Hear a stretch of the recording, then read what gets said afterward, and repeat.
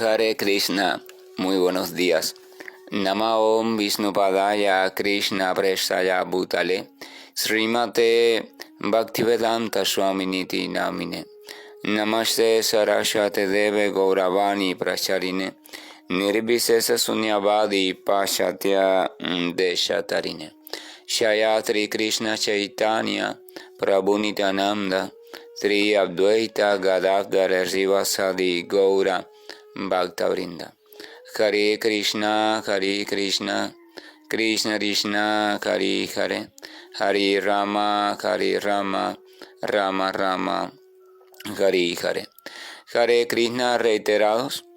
Vamos a continuar con las lecturas y propuestas de reflexiones del siempre radiante y maravilloso Srimad Bhagavatam. Estamos en el punto donde Arjuna está haciendo una recordación sobre de cuántas maneras diferentes es que los Pándavas, por la gracia y misericordia del Señor, han brillado o brillaron en su momento en este mundo material, haciendo cosas que parecían sobrehumanas y que parecían, de hecho eran totalmente maravillosos, y todo eso se debía a la misericordia del Señor, debido a que los Pándavas eran devotos puros de la suprema personalidad de Dios.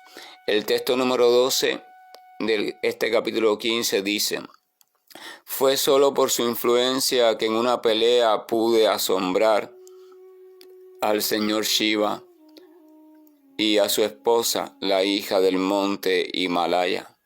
Así pues, él, el señor Shiva, se sintió complacido conmigo y me otorgó su propia arma. Otras grandes personalidades también me hicieron entrega de sus respectivas armas, y además pude ir a los planos de conciencia celestiales con este propio cuerpo actual, y se me ofreció un asiento semi elevado. Vamos a compartir la primera parte del comentario que Srila Prabhupada hace sobre este texto. Dice: por la gracia de la suprema personalidad de Dios, el Señor Krishna, todas las grandes personalidades conocidas como semidioses, entre ellos el Señor Shiva, estaban complacidos con Arjuna, el devoto puro del Señor Supremo. En esencia, lo que se quiere decir es que alguien que es favorecido por el Señor Shiva o cualquier otra gran personalidad de los planos de conciencia superior, ese alguien no es necesariamente favorecido por el Señor Supremo. Por ejemplo, citemos un caso. La personalidad de Ravana era indudablemente un gran devoto de Shiva, pero sin embargo no pudo ser salvado de la ira de la suprema personalidad de Dios, que se despertó debido al demoníaco comportamiento de Ravana, y acabó con él en la forma de Ramachandra, o sea, en la encarnación de Ramachandra. Ravana, voy a hacer una pausa. Ramayana es uno de los textos más leídos y más conocidos en esta región de la India y lugares cercanos.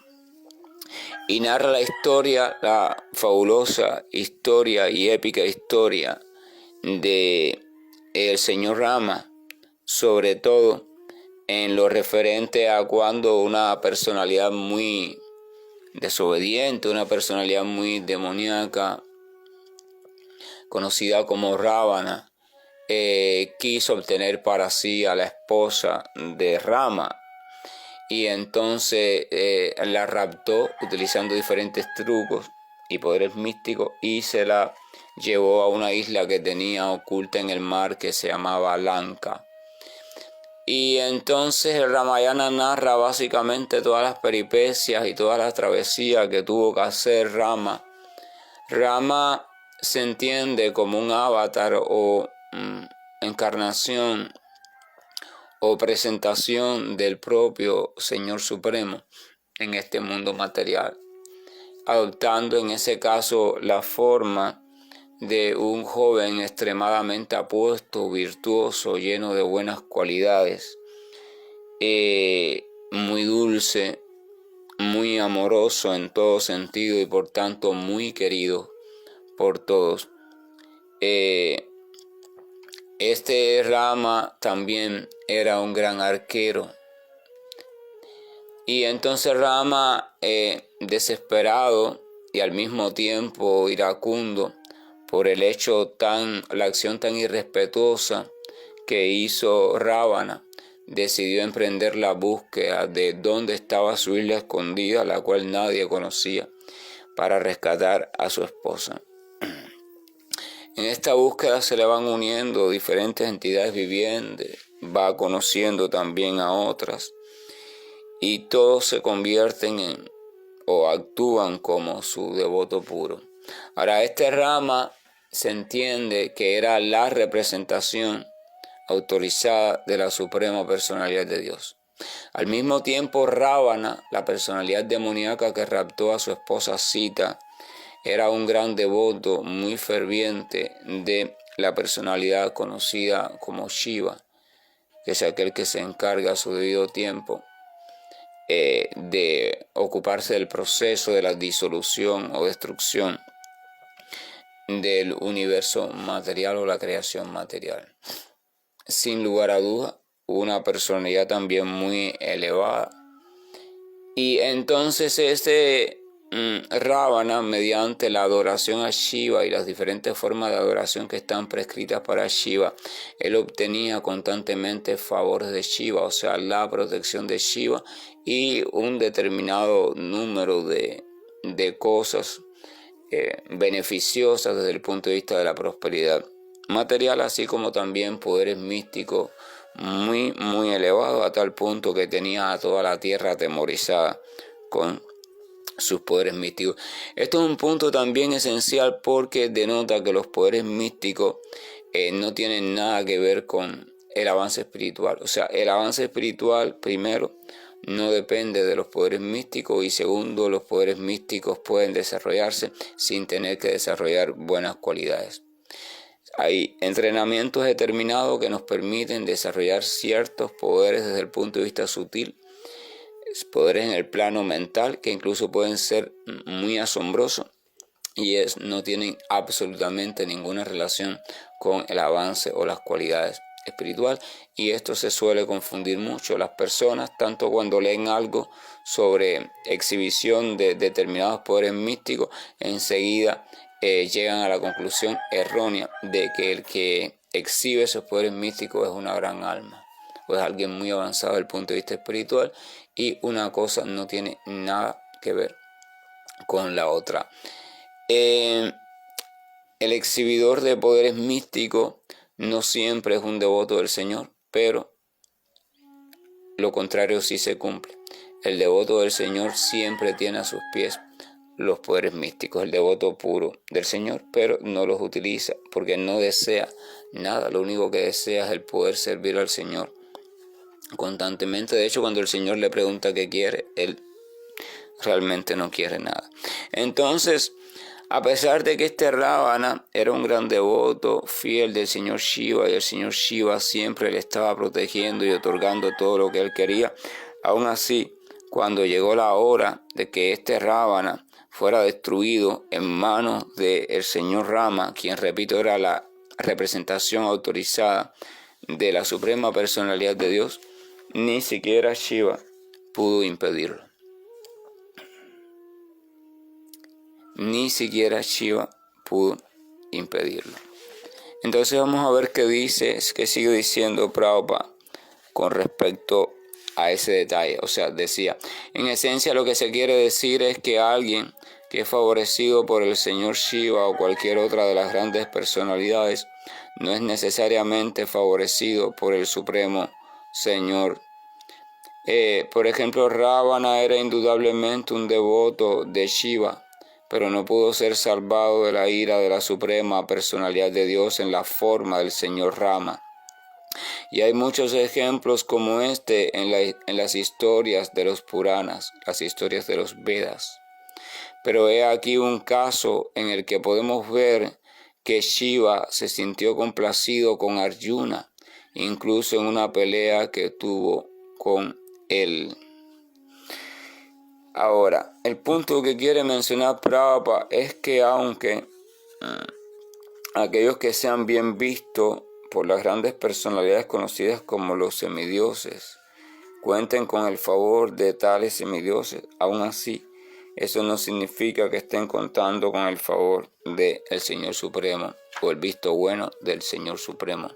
Si una cosa no tiene nada que ver con la otra, pero al contrario, aquel que cuenta con el visto bueno, el favor o la simpatía del Señor Supremo, entonces cuenta también o se gana la simpatía y el visto bueno de todas las grandes personalidades. Esto es un detalle a tener en cuenta. ¿Y por qué es un detalle a tener en cuenta? Vamos a seguir el comentario de Srila Prabhupada. Prabhupada sigue diciendo, podemos ver, los devotos del Señor Supremo saben cómo respetar a las grandes personalidades. De hecho, ellos respetan a todas las entidades vivientes, pero muchos de los devotos de esas supuestas grandes personalidades o semidioses o deidades adoradas por muchos, a veces creen neciamente que la suprema personalidad de Dios no es más grande que esas personalidades a las que ellos adoran. Es una comparación básica.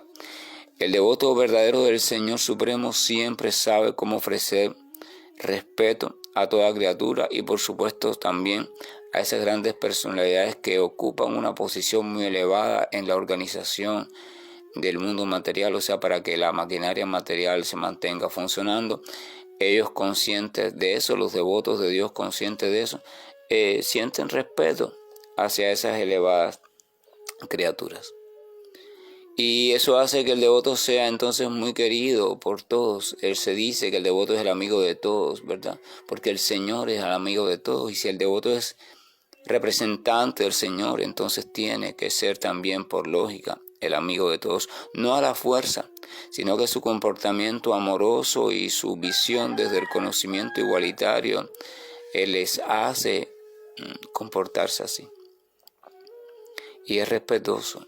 Pero sin embargo, entonces cita Prabhupada, que eso no sucede con muchos de los devotos de grandes personalidades, sino que están tan entregados a la adoración de la gran personalidad a la cual ellos tributan todo su respeto, todo su amor, toda su dedicación, que llega un momento en que olvidan la superioridad absoluta de la suprema personalidad de Dios. Muchas veces usted se encuentra, por ejemplo, eso pasa en todas las prácticas, voy a hablar de Cuba, en todas las prácticas donde existe todo un, por llamarlo así, todo un panteón, toda una congregación de personalidades adorables o de figuras adorables. El practicante siempre dice, no, yo adoro a tal, y menciona algún nombre de alguna identidad o deidad, San no sé qué o no sé qué, o otro nombre en otra lengua.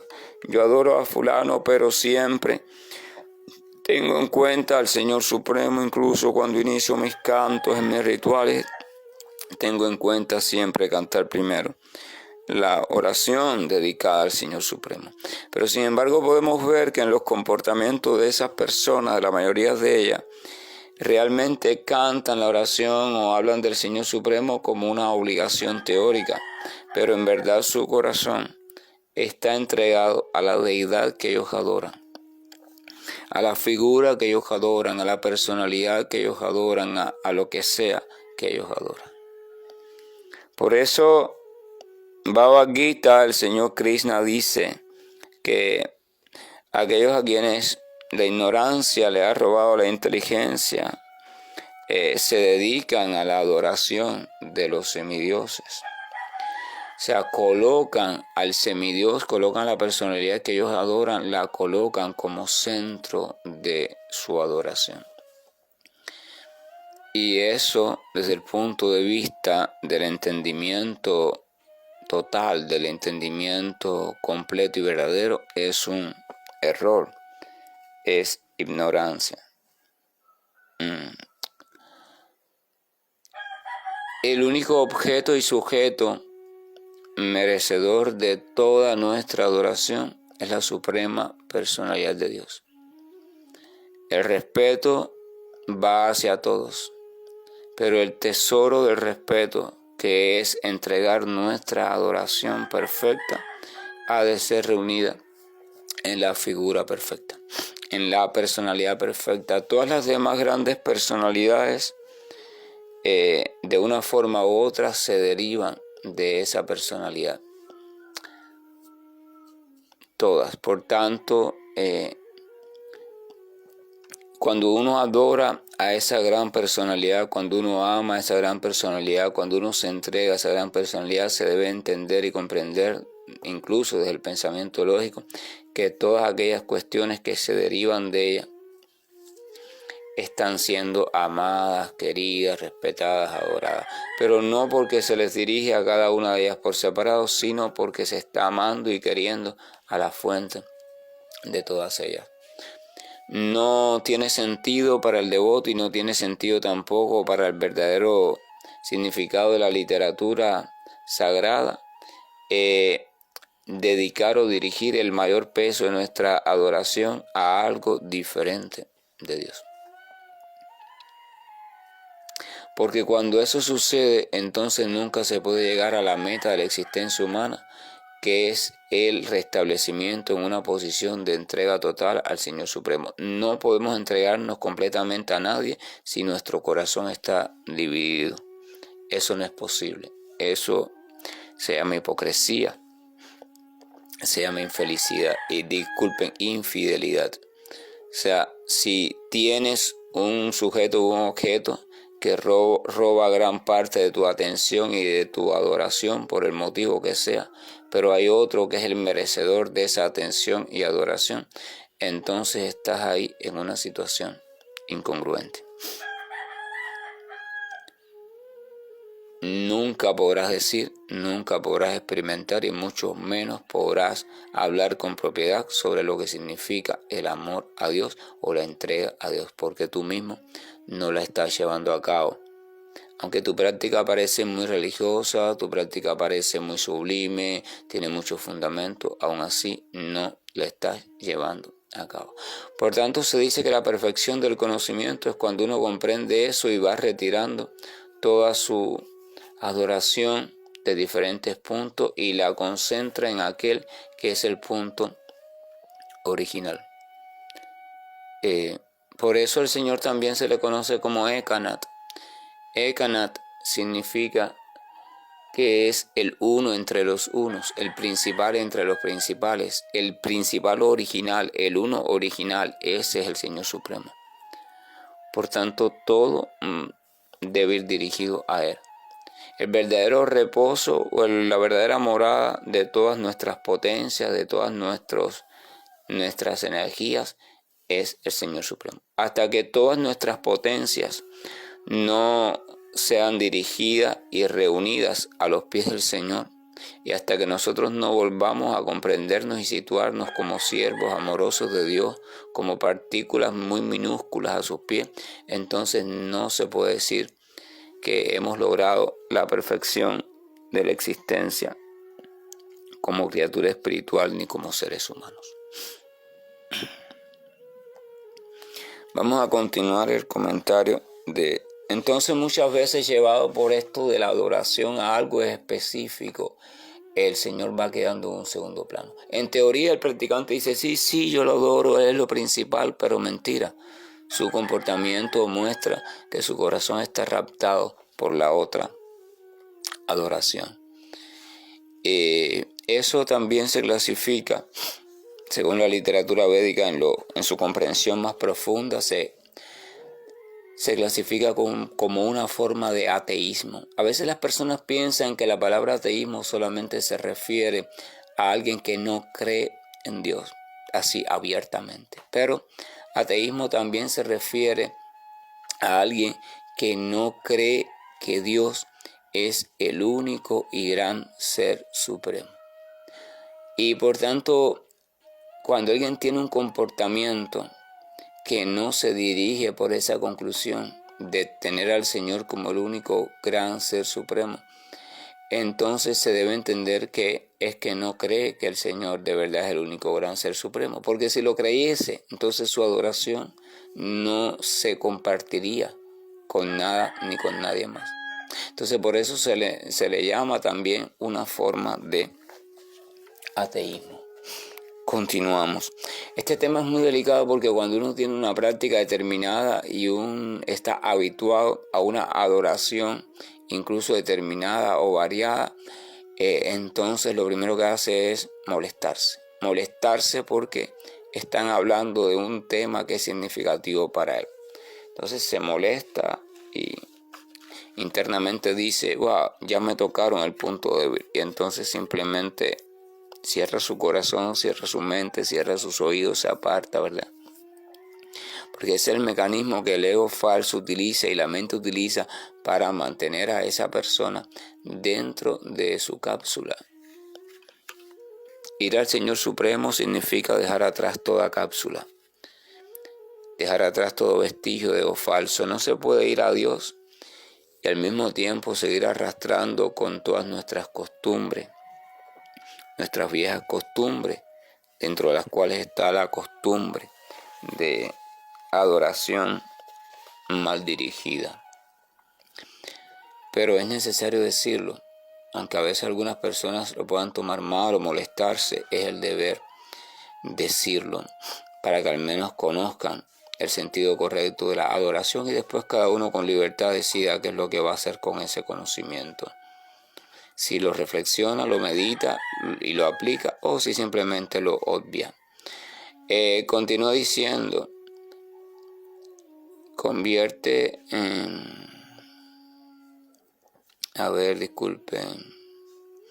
Los devotos del Señor Supremo saben cómo respetar a las grandes personalidades, pero muchas veces los devotos de esas grandes personalidades a veces creen neciamente que la suprema personalidad de Dios no es más grande que dichas personalidades. Debido a semejante concepción errónea, uno se convierte en un ofensor y al final se encuentra con el mismo fin que tuvieron Rávana y otros, o sea, la destrucción. Los casos descritos por Arjuna de cosas que ocurrieron en el transcurso de su amistad con el Señor Krishna son instructivos para todos aquellos a quienes las lecciones los convencerán de que con solo complacer al Señor Supremo uno puede conseguir todos los favores que existen, mientras que los devotos o adoradores de otras personalidades diferentes a Dios únicamente pueden obtener beneficios parciales y también temporales, que también, además de eso, en el transcurso del tiempo se destruyen, así como también con el transcurso del tiempo los mismos semidioses o grandes personalidades también encuentran su fin.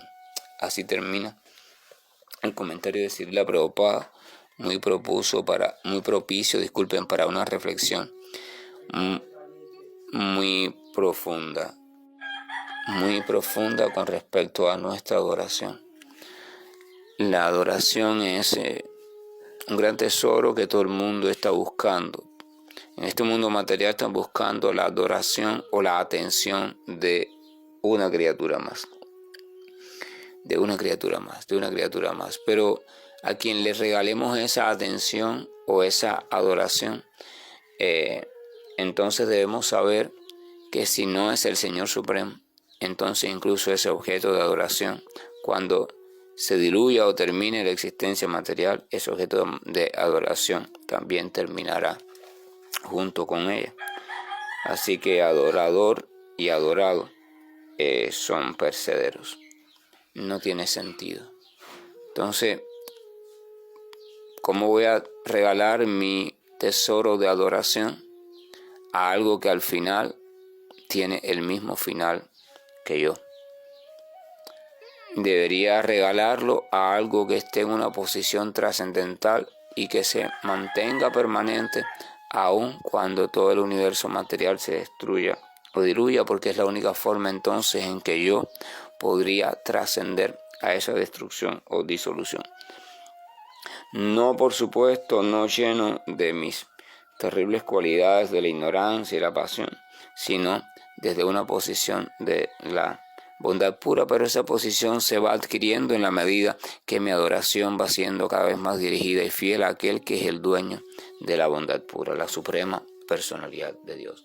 Hare Krishna, buen día, y estoy finalizando la llamada.